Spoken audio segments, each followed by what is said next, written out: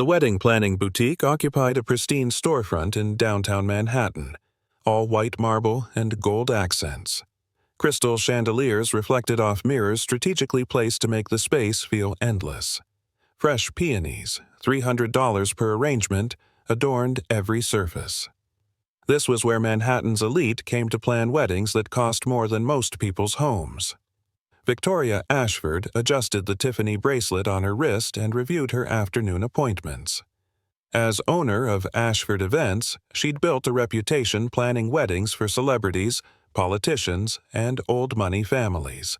Her minimum package started at $150,000. Her average wedding cost $400,000. She didn't do budget events. Her assistant, Melissa, appeared in the doorway looking uncertain. "Victoria, your 3 o'clock is here, but there might be an issue." Victoria glanced up from her iPad. "What kind of issue?" "She's not what we usually see, and she doesn't have an appointment in the system. She said she called yesterday, but I don't have any record." Victoria's perfectly shaped eyebrows rose. Walk-ins claiming appointments were red flags. Usually people who'd been rejected by other planners or couldn't afford high-end services. "Did you explain our minimum requirements?"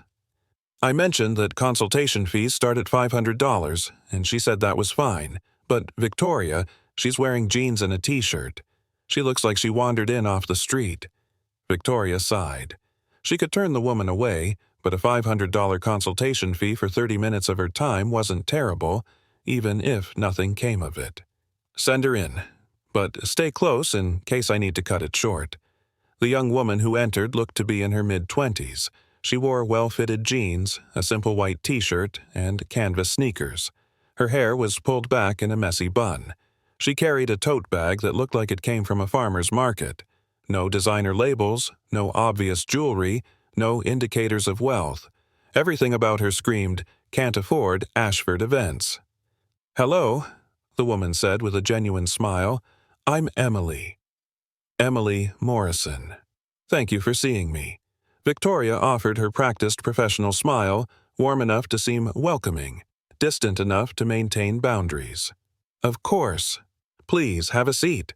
I understand you're interested in our wedding planning services." "Yes. I'm getting married next June, and I've heard amazing things about your work." Emily settled into the white leather chair, looking around the boutique with genuine appreciation. "This space is beautiful." "Thank you. We pride ourselves on creating beauty in every aspect of what we do." Victoria opened her leather portfolio. "Before we discuss details, I need to make sure you understand our service structure. Ashford Events specializes in luxury weddings. Our minimum package is $150,000, and that covers basic planning services. Most of our clients invest between $300,000 and $600,000 for their complete wedding experience." She watched Emily's face carefully for the inevitable reaction. Shock, perhaps some stammering, followed by a polite excuse to leave. Instead, Emily just nodded. "That sounds reasonable for the level of service you provide," Emily said. Victoria blinked. That wasn't the response she'd expected. "You understand that's just for planning services?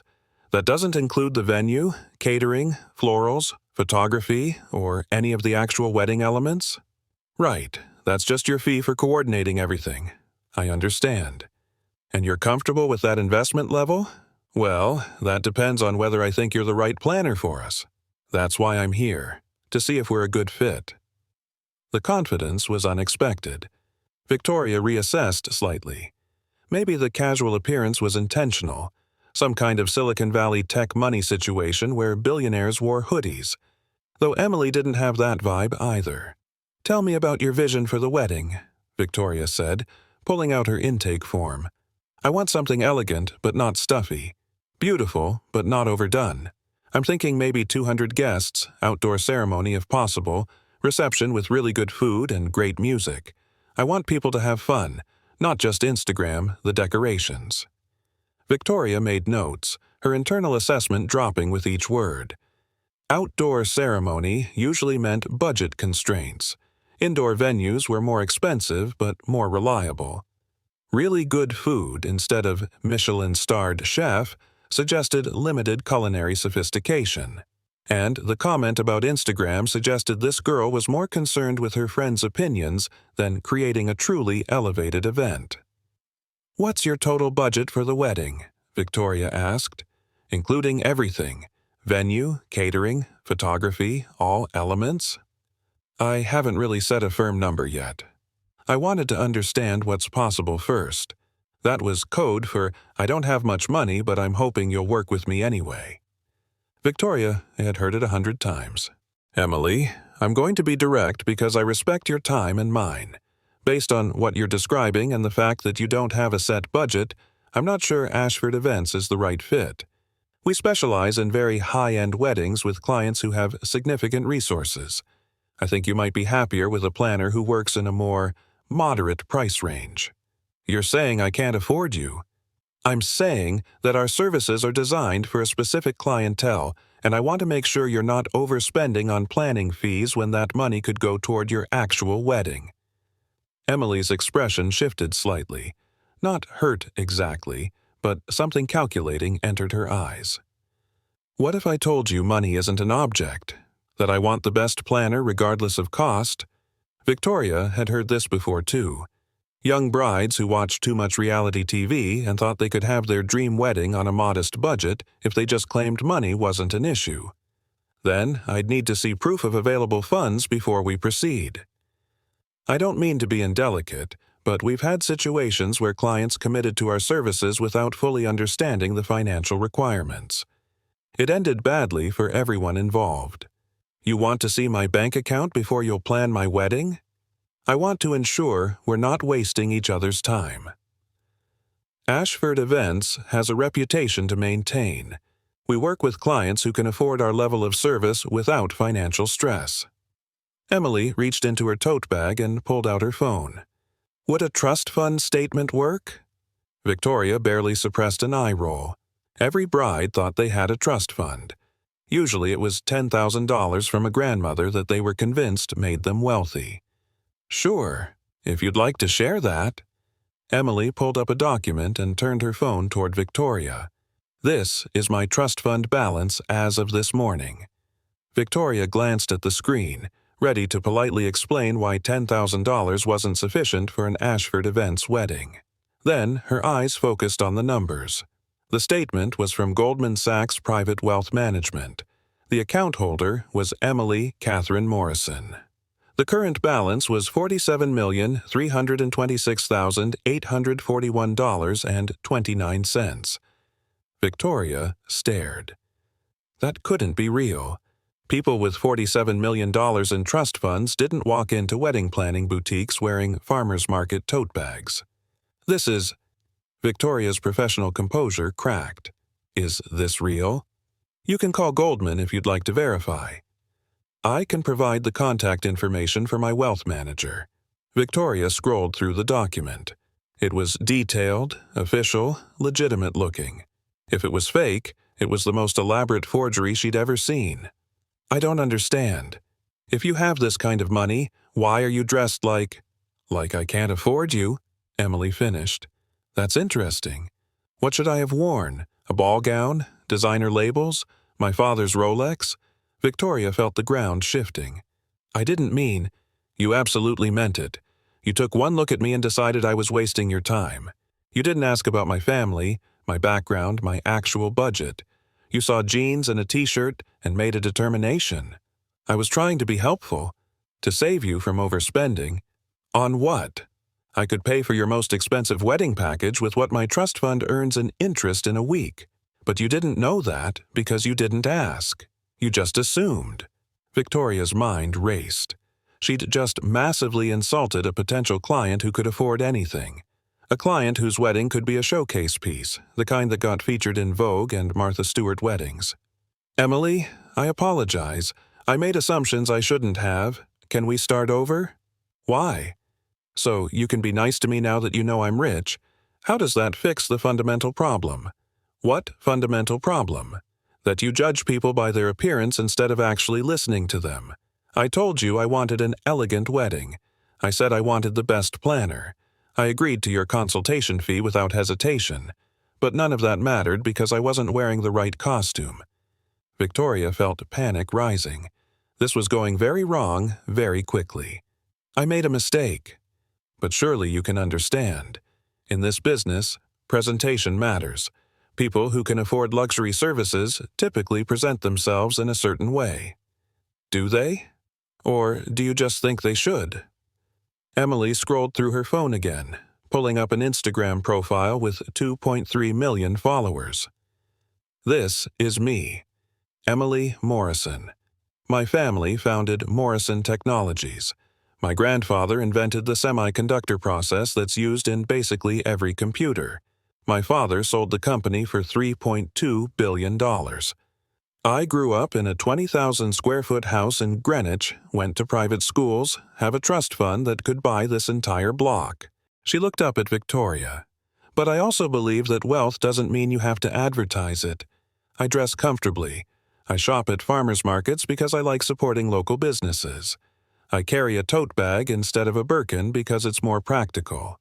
And I thought a good wedding planner would care more about creating a beautiful event than about whether I wore designer jeans to our first meeting. Victoria felt her career crashing down around her. Emily, please. Let me make this right. I was wrong to judge you. Your wedding could be absolutely stunning. Whatever you want, I can create it. Now you can create it. 5 minutes ago you were trying to get rid of me. I made a mistake. You made a judgment about my worth, my taste, my ability to afford you, and the only reason you're apologizing is because I proved I have money. If I'd walked out without showing you that statement, you'd have congratulated yourself on efficiently filtering out an unqualified client. Emily stood, placing her phone back in her tote bag. I came here because 3 people told me you were the best wedding planner in Manhattan, that you created magical events, that you understood elegance without ostentation, that you made brides feel special. I do. I can. For brides who wear the right clothes, apparently. I'm going to find a planner who sees people, not outfits. Someone who listens to what clients want instead of making assumptions about what they can afford. Victoria stood as well, desperation overtaking professional composure. Please, don't leave like this. I'll cut my fee in half. I'll give you my complete attention. I'll create the wedding of your dreams. You're missing the point. I don't want a discount. I wanted respect. I wanted to be treated like every other bride who walks through your door, regardless of whether I was wearing Chanel or Target. I understand that now. Do you? Or do you just understand that you lost a client who could have paid full price without blinking? Emily headed toward the door, then paused. For what it's worth, I wasn't testing you. I genuinely wanted to hire you, but you failed a test you didn't even know you were taking. The test of whether you're the kind of person who treats everyone with respect, or just the people who look like they deserve it. After Emily left, Victoria stood frozen in the middle of her boutique. Melissa appeared cautiously. Did she leave? She left. Victoria's voice was hollow. Was she for real? The trust fund? Very real. $47 million real. Melissa whistled low. That would have been our biggest client this year. That would have been our biggest client, period. Victoria sank into a chair. Do you know what a Morrison wedding would have done for our reputation? The connections, the press, the referrals from that social circle. Can you get her back? How? Call her and say, sorry, I judged you for being dressed comfortably. Please give me a chance to take your money.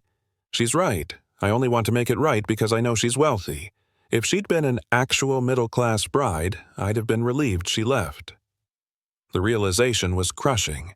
Victoria had built her business on exclusivity, on catering to the elite, on maintaining standards. But somewhere along the way, those standards had become about appearances rather than actual service.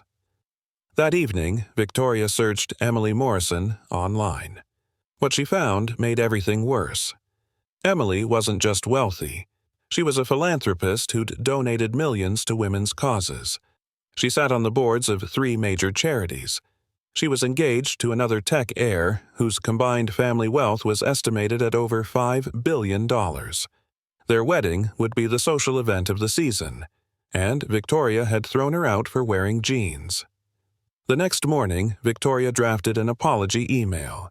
She rewrote it 7 times, trying to find words that didn't sound desperate or self-serving. Finally, she sent, "Emily, I owe you an apology that goes far beyond our meeting yesterday. You were right about everything. I did judge you unfairly. I did prioritize appearance over substance, and I did only recognize my mistake when I saw your financial status. That's not the kind of person I want to be, and it's not the kind of business I want to run. I don't expect you to hire me. I don't deserve that opportunity. But I wanted you to know that you taught me something important about my own biases. Thank you for that lesson, even though I'm ashamed I needed it. Wishing you a beautiful wedding, regardless of who plans it." Victoria. Emily's response came 3 hours later. "Victoria, I appreciate the apology. I don't think you're a bad person, just someone who got caught in a system that equates wealth with appearance. For what it's worth, I'm planning my own wedding now. Turns out, when you have unlimited budget and clear vision, you don't really need a planner. But you should know that your assumptions cost you more than a client. They cost you the chance to be part of something special." Emily. The message stung because it was true. Victoria had lost more than revenue. She'd lost the opportunity to create something beautiful, to be part of a love story, to showcase her actual skills. A week later, Victoria received a call from a magazine editor she'd worked with before. "Victoria, I need to ask you about something. Emily Morrison is planning her own wedding and documenting it on her Instagram. She's getting millions of views, and in her latest post, she talked about the exclusive wedding planner who rejected her for wearing jeans. The comments are brutal. People are canceling their appointments with you." Victoria's stomach dropped. "She didn't name me. She didn't have to. There's only one ultra-exclusive wedding planner in Manhattan. Everyone knows it's you." Victoria pulled up Emily's Instagram.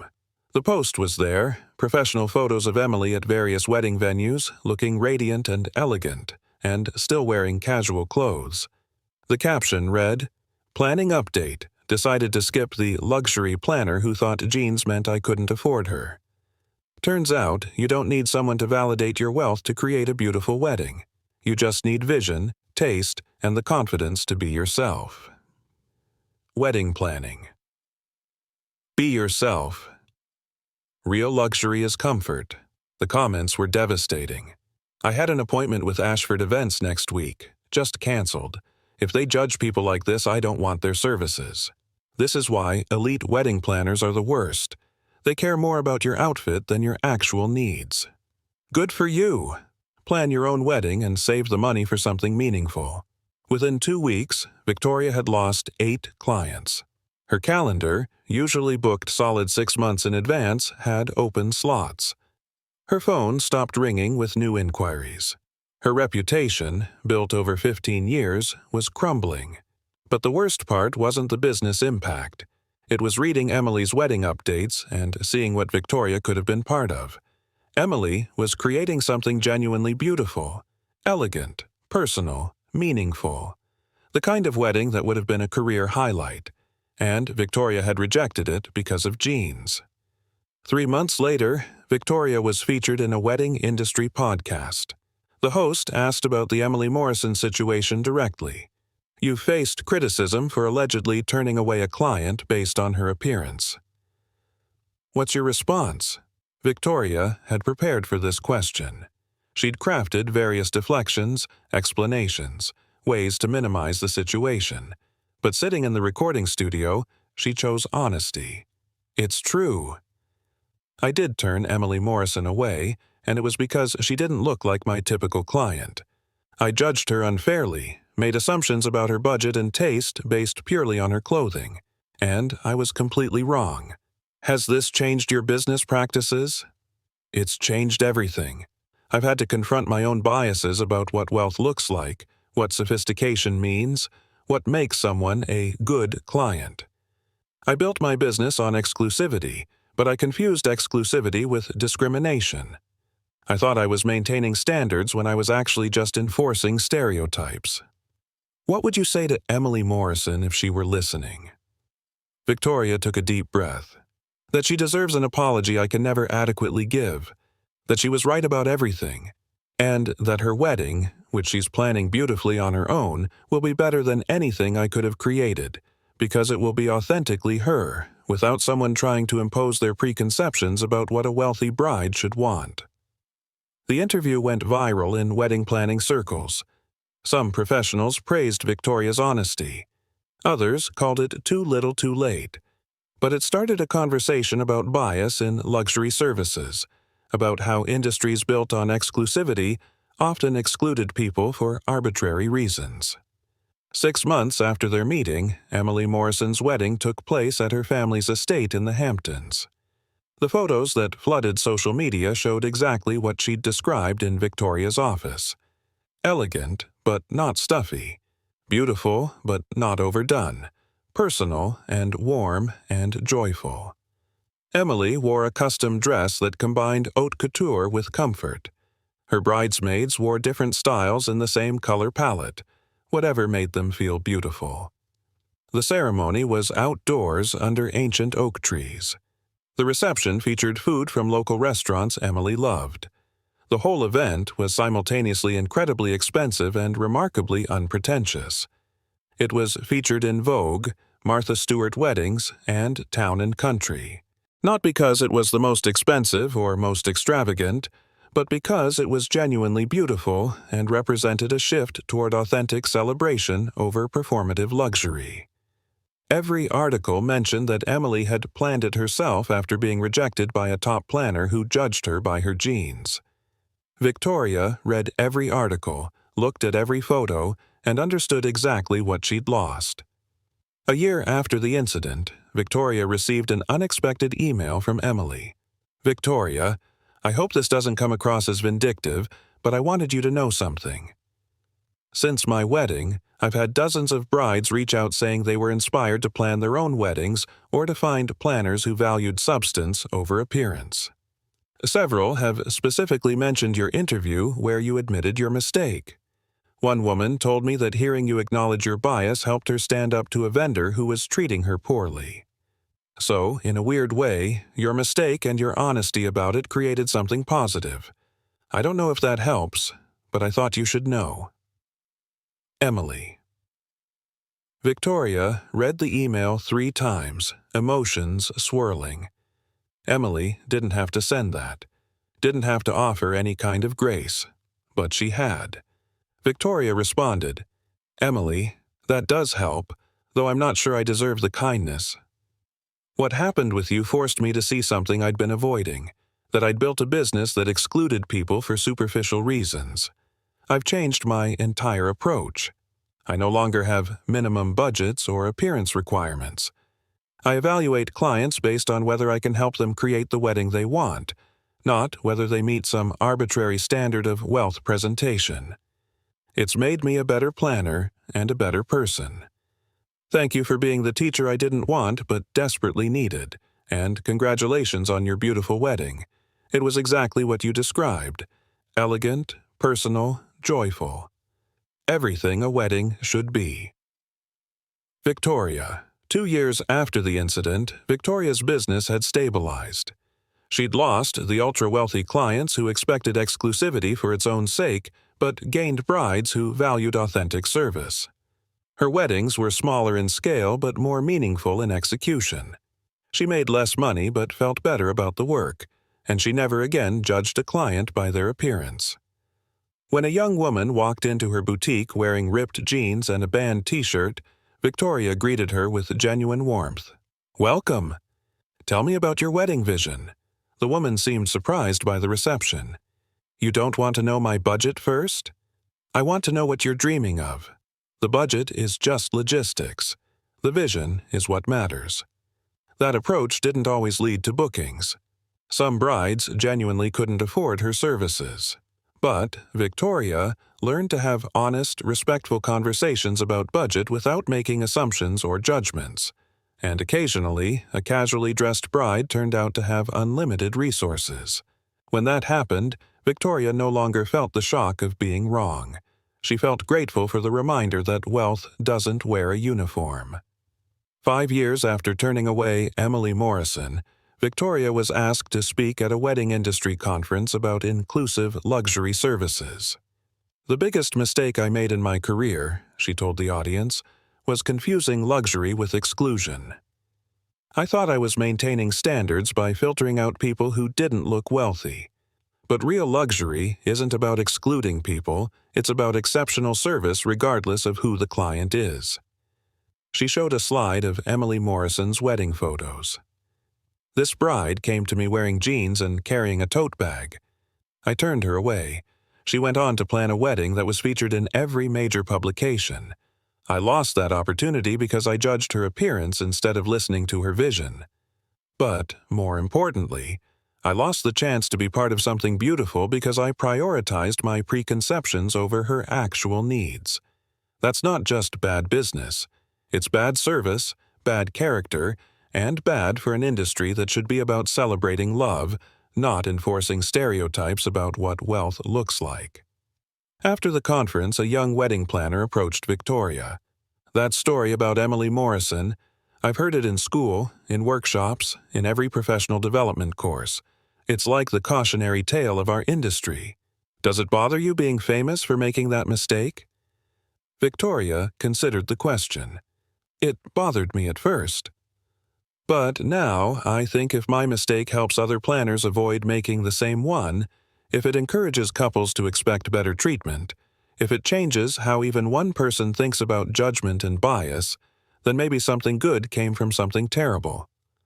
Do you ever wonder what would have happened if you'd said yes when she first walked in? Every day. But I've learned to wonder about something else too. How many other Emily Morrisons did I turn away over the years? How many people did I dismiss or discourage or make feel unwelcome because they didn't match my mental image of what a client should look like?" The young planner nodded thoughtfully. "I'm starting my own planning business. I want to do it differently. Then do it differently. Judge people by their hearts, not their outfits. Create beauty for everyone who asks for it, not just those who can prove they deserve it. And remember that the person in jeans today might teach you the most important lesson of your career, if you're humble enough to learn it." That lesson, learned the hard way in a boutique in Manhattan, had cost Victoria a dream client, significant revenue, and her reputation.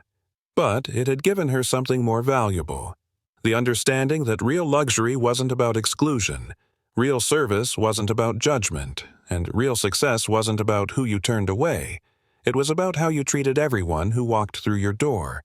The person in jeans might be poor, might be middle class, might be a billionaire heiress, but that shouldn't matter, because everyone deserves respect, dignity, and excellent service, not because of what they can afford, but because they're human beings planning one of the most important days of